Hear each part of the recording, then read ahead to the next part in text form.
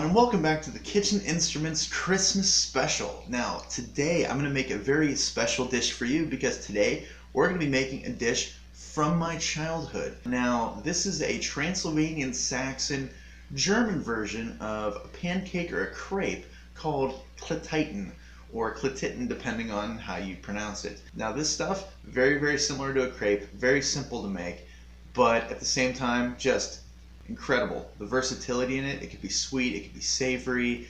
You know, the sky's kind of the limit with this, and that's why it was such a favorite in my household. As a matter of fact, I've had it every Christmas morning since I can remember. So today, we're going to share it with you. Alright, so for this recipe, I'm going to show you the version that I grew up with as a kid. But the key difference is I'm going to put my own little hallmark on it by making a very unique and very flavorful filling. Now, you can stuff Kletitten with whatever you want. Cinnamon, sugar, jam, it could even be savory. Put sausages in there, bacon in there.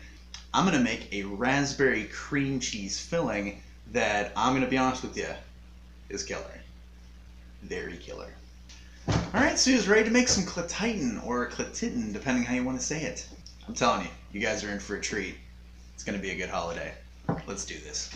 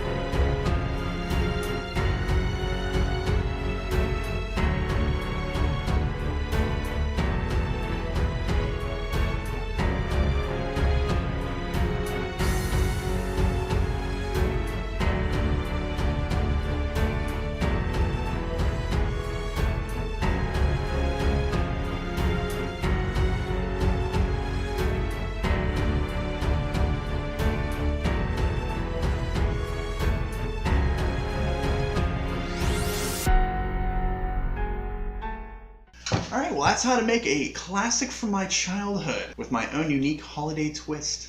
Now, just a fair warning, like my dad always says when he makes it, you're probably always going to burn the first one. Don't fret if you don't get it right the first time. It is kind of a knack when in crepe making because you got to make them so thin. So just keep at it. Eventually you'll get it down. It's all on how you circle it around the pan and how much you put in and your heat. Alright, just as a side note, if you're not using a non-stick pan or using a cast iron, perfectly fine, but you want to add a little bit of oil or butter to a paper towel and give the inside a bit of a rub because this stuff will stick. Trust me. Alright, well that's all I have time for today. Thank you for stopping by, and I hope everybody has a happy holiday. Definitely please feel free to stop by next week to see what I'm cooking up. And if you guys happen to try this recipe at home, please leave a comment in the comment section down below because I'd love to know what you guys think. So I'll see you the next time. Have a happy holiday.